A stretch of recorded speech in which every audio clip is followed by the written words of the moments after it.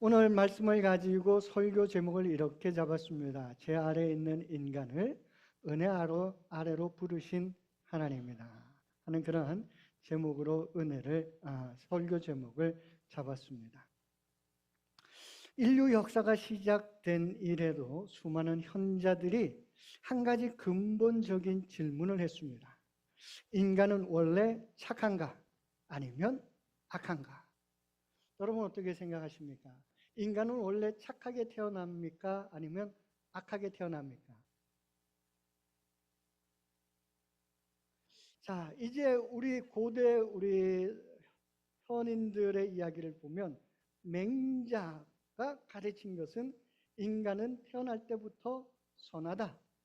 이게 성선설입니다. 그런데 여기에는 몇 가지 이유가 있어요. 한번 그것을 살펴보면요. 인간은 측은지심이 있다. 곧 남의 불행을 가볍게 여기는 마음이 있다. 여러분 그런 마음들 다 갖고 계시죠? 남의 불행을 보고 기뻐하는 사람은 없어요. 안타깝게 가볍게 여깁니다. 그 다음에 수호지심, 자신의 의롭지 못함을 부끄러워하고 남의 불의를 미워하는 마음이 인간들 마음에는 다 있다라는 겁니다.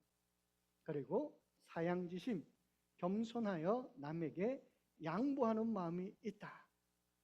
이건 약간 물음표가 있어요.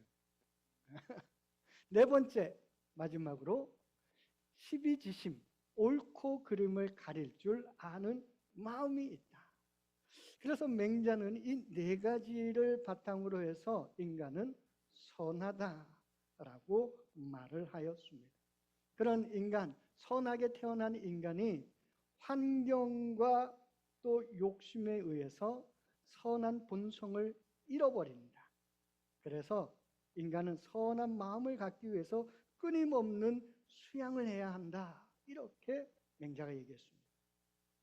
그런데 반대로 이야기한 사람이 있어요. 인간은 원래 태어날 때부터 악하다. 그걸 우리가 성악설이라고 합니다. 누가 이런 얘기를 했을까요?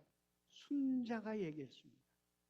인간은 태어날 때부터 이익을 탐하고 질투하고 그리고 감각적인 즐거움을 쫓는 본능적인 욕망을 갖고 있기 때문에 이를 방치하면 사회가 혼란에 빠진다.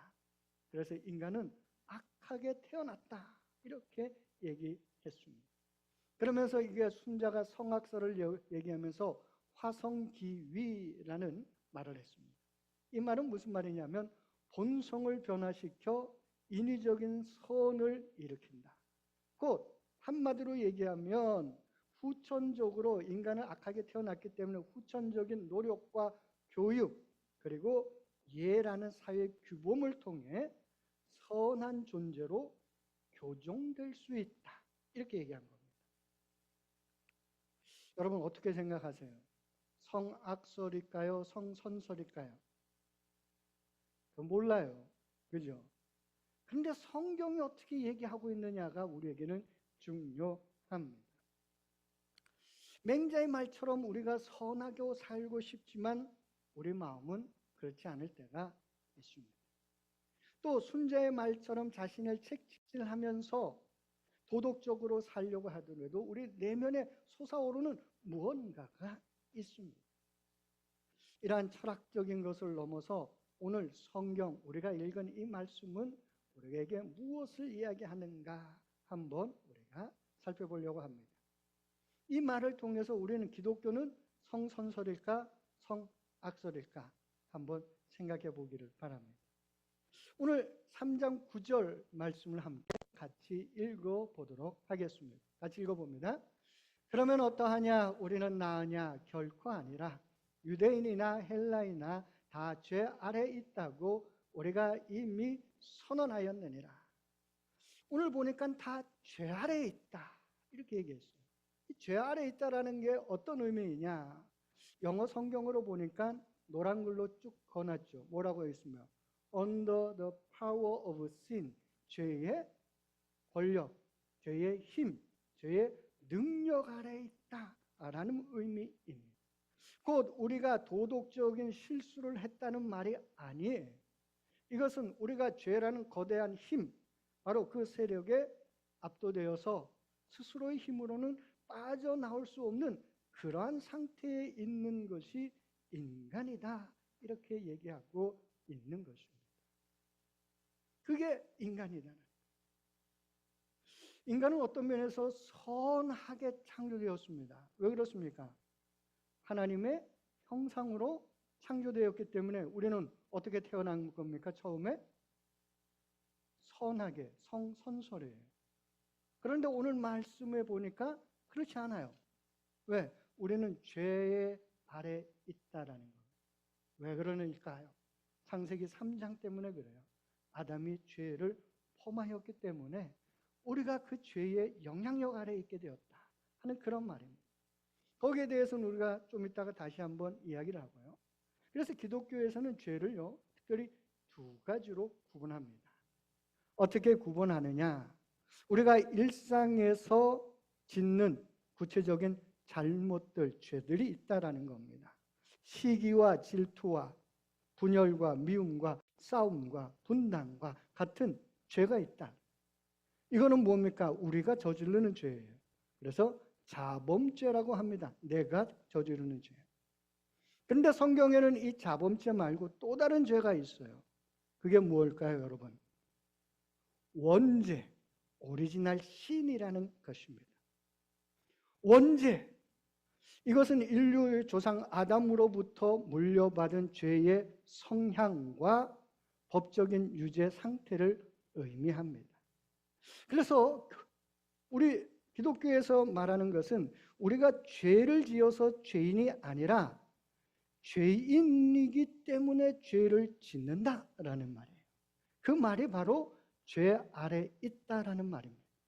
내가 죄인이기에 원죄를 가지고 있는, 곧 죄의 성향을 가지고 있기 때문에 죄를 짓는다라는 거예요. 그게 죄 아래 있다라는 것입니다. 그런데 우리 많은 사람들, 여러분 우리 자신을 죄인이라고 별로 생각하지 않습니다. 왜 그렇습니까? 살면서 내가 그렇게 큰 죄를 지은 적이 없어요. 좀 뭐 실수하고 거짓말 조금 하고 남들 미워하는데 뭐 특별히 행동으로 옮기지 않고, 그래서 나는 그래도 괜찮은 사람이다, 선한 사람이다 라고 생각합니다. 그래서 우리는 죄인이라 그러면 한 발 물러나요. 나는 아니야. 그런데 성경에서 말하는 죄인이라는 것은 내가 자범죄를 범했기 때문에 죄인이 아니고 내가 원죄 아래 있기 때문에 죄인이다라는 것입니다. 그래서 우리가 금방 읽었던 로마서 3장 10절의 말씀, 의인은 없나니 하나도 없다라는 말이 이 말이에요. 우리 모두는 자범죄 때문에가 아니라 원죄 아래 있기 때문에 의인은 하나도 없다라는 그런 말씀입니다. 이 원죄, 우리 신학적으로 두 가지 요소를 포함하고 있습니다. 곧 아담이 인류를 대표해서 지은 죄에 대해 인류 전체가 지게 되는 법적인 책임이 있다. 이거를 전가라고 합니다. imputation이라고 해요. 곧 아담이 인류의 대표자였기 때문에 그 죄가 곧 우리 모두의 죄로 간주된다라는 의미입니다. 여러분, 아니 아담이 지은 죄가 나한테까지 영향이 있다고? 이거 받아들이시겠어요? 자, 한번 우리가 생각해 보세요. 어제 만약에 한국과 일본이 축구 경기를 했습니다. 그런데 치열하게 싸우다가 우리가 졌어요. 그러면 대표팀 11명이 진 겁니까? 우리가 진 겁니까? 우리는 다 우리가 졌다고 생각해요. 우리. 그게 대표성의 원리다라는 거예요. 한마디로 얘기하면 요새 지금 미국이 이란을 폭격을 해가지고 지금 세계 경제가 엉망이지 않습니까? 기름 좀 넣으러 가면 기름값이 한참 올랐어요. 내가 이란하고 전쟁한 겁니까, 여러분? 내가 거기에 투표한 적이 있습니까? 없어요. 그런데 트럼프 한 사람 때문에 그 영향을 우리가 다 받고 있다는 거예요. 바로 그것이 대표성의 원리다라는 겁니다. 그래서 한 사람 아담으로 인해서 우리가 그러한 죄의 권세 아래 있다라고 이야기를 하고 있는 것입니다. 그리고 두 번째로 원죄 안에는 커럽션이라는 게 있습니다. 곧 오염, 부패라는 겁니다. 곧 인간의 본성 자체가 부패하여서 하나님을 사랑하기보다는 자기 자신만을 사랑하고 죄를 사랑하게 되었다라고 말합니다. 그래서 이것이 로마서 3장 11절에 하나님을 찾는 자도 없고 라는 말이에요. 인간의 마음이 부패해서 하나님을 찾지 아니한다라는 겁니다. 이것을 우리가 신학적으로 다른 말로 하면 뭐라고 얘기하느냐? 전적 타락이다, 이렇게 얘기합니다. 원죄의 결과로 인류 모두는 전적인 타락 상태에 있다. 이는 인간이 100% 사탄처럼 악하다라는 뜻은 아닙니다. 이것은 인간이 모든 영역, 지성, 감정, 의지 안에서 죄의 영향력, 곧 죄의 힘의 아래에 있다라는 거예요. 그래서 인간은 구원에 이르는 선을 스스로 행할 수 없는 그런 존재다라는 것을 말하고 있습니다. 지성이 어두워져서 하나님을 알지 못하고 감정이 왜곡되어서 거룩한 것보다는 세속적인 것에 우리가 끌리고 의지의 무력함, 선을 행하고 싶어도 행할 동력이나 의지가 부족하다라는 겁니다. 그래서 로마서 7장의 사도 바울이 뭐라고 얘기했습니까? 오호라, 나는 곤고한 자로다.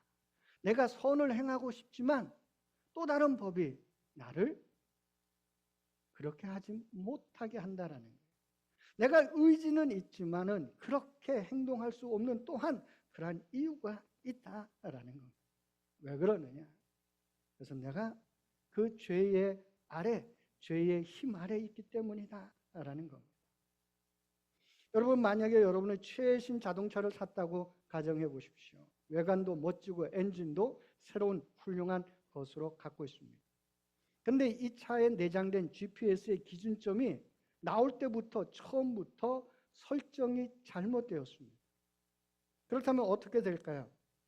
운전자가 아무리 지도를 보고 똑바로 핸들을 붙잡고 교통 법규를 지키고 운전하지만은 결국은 목적지에 도달할 수 없다라는 것입니다. 이것이 바로 말하는 성경의 원죄입니다. 마음의 GPS가 아담 이후로 우리가 고장났다라는 것입니다. 그래서 오늘 말씀 11절에 보니까 깨닫는 자도 없고 하나님을 찾는 자도 없다라고 탄식합니다.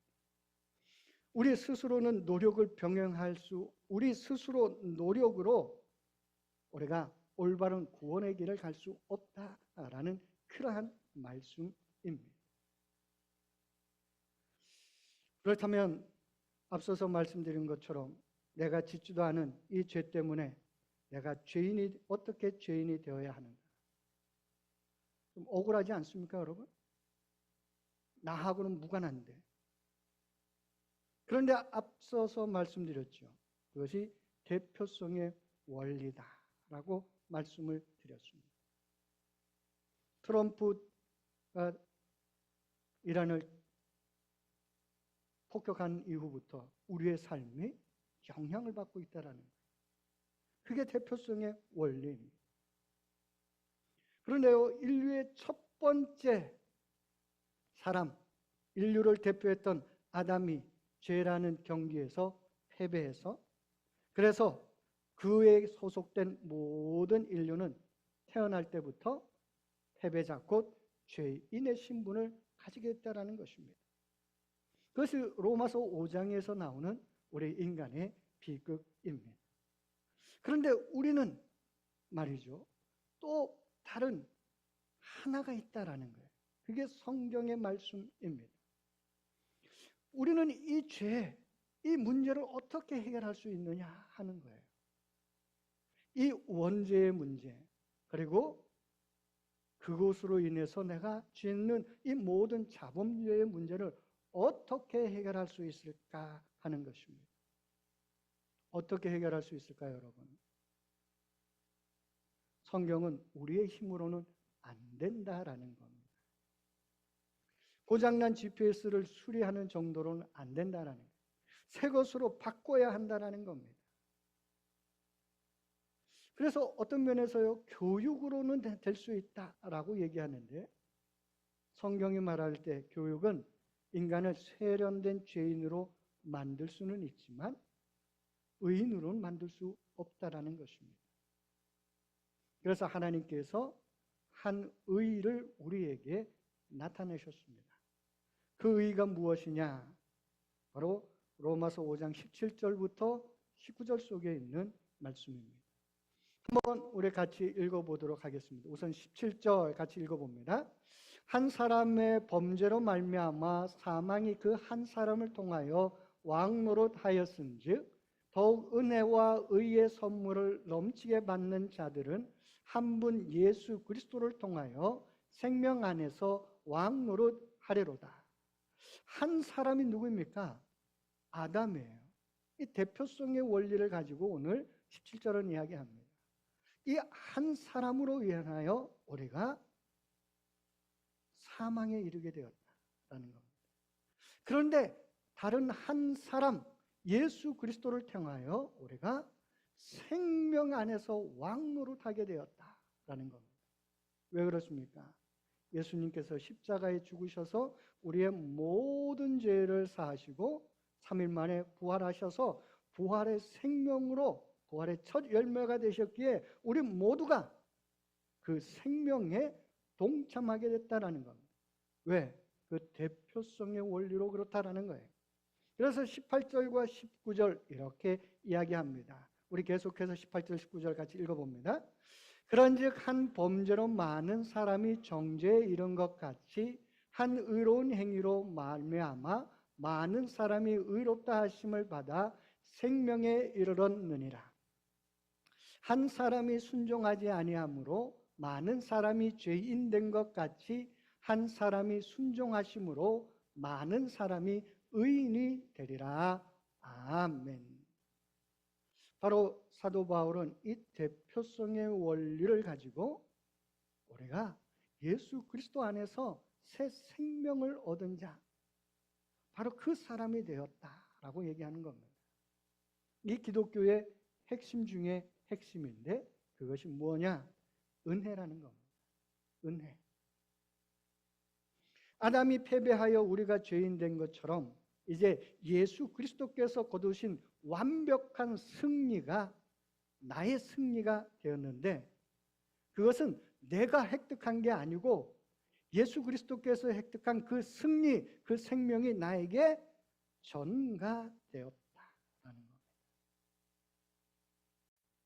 그래서 바로 이것이 이신칭이다라는 겁니다. 오직 은혜. 이 은혜를 깨달은 사람이 바로 사도 바울입니다. 그래서 로마서를 쓴 거예요. 사도 바울 어떤 사람이었습니까? 내가 율법을 지키면서 살았다라고 자부했던 사람이에요. 왜? 자기가 그렇게 얘기했으니까. 율법으로는 흠없는 사람이다. 한마디로 얘기하면 난 큰 죄를 범한 적이 없어. 난 죄인이 아니야. 난 의로운 사람이야. 라고 생각했던 사람이 사도 바울이었습니다. 그런데 예수 그리스도를 만나고 나서 그가 갈라디아 3장에 있는 것처럼 아라비아에 가서 3년 동안 성경을 읽고 연구하고 내가 의인이 아니라 죄인이구나. 그것을 깨닫게 된 겁니다. 그래서 오직 예수의 십자가 은혜밖에는 나를 구원할 수가 없구나 하는 것을 깨달은 것입니다. 그게 하나님의 의다라는 거예요. 그래서 그는 로마서를 쓰게 되는 겁니다. 오직 은혜. 이 오직 은혜를 깨달은 사람이 누구입니까? 루터예요. 루터. 그래서 루터가 종교개혁을 하면서 오직 은혜를 이야기한 거예요. 루터는요, 내가 죄인인 것을 알았는데 이 죄를 어떻게 해결해야 할지를 몰랐던 거예요. 자범죄 안 지려고 노력했습니다. 그렇지만 자기가 가지고 있는 죄의 성향이 있었죠. 그걸 해결할 수가 없는 거예요. 이것을 내가 어떻게 해결할 수 있을까? 그러다가 로마서를 읽으면서 오직 의인은 믿음으로 말미암아 살리라. 하나님의 은혜를 깨달은 겁니다. 그래서 그가 종교개혁의 길로 들어섰습니다. 그뿐만 아니라 이 은혜를 깨달은 사람이 있죠. 찬송가 305장에 나 같은 죄인 살리신 Amazing Grace를 지은 존 뉴턴입니다. 그가 하나님의 은혜를 깨달은 거예요. 나 같은 죄인도 우리 하나님이 사랑하시는구나. 그 은혜를 깨닫는 우리 모두가 되기를 소망합니다. 우리가 예수님을 믿으면서도요, 예수님의 그 은혜를 잘 몰라요. 왜냐하면 내가 죄인이라고 잘 받아들이지 않기 때문에 그렇습니다. 여기에 대한 논쟁이 있는데 우리가 다음 시간에 한번 이야기하려고 합니다. 이 기독교 역사에 보면요, 여기에 대한 논쟁이 있어요. 그걸 우리가 한번 성경을 가지고 한번 살펴보면서 진정 우리가 죄인이구나 라는 겁니다. 앞서 말씀드렸던 성선설과 선악설을 말하는 맹자나 순자는요, 스스로 수양하라, 스스로 고치라, 이렇게 말을 합니다. 어쩌면 훌륭한 가르침 같아요. 그런데 성경은요, 우리는 영적으로 죽어 있다라는 겁니다. 아니, 죄 가운데 있기 때문에 우리 스스로 우리를 고쳐 나갈 수 없다라는 겁니다. 오직 예수 그리스도의 은혜만이 우리를 새롭게 할 수 있다라는 겁니다. 그래서 사도 바울이 고린도후서 5장 7절에 뭐라고 썼습니까? 이전 것은 지나갔으니 보라 새 것이 되었도다.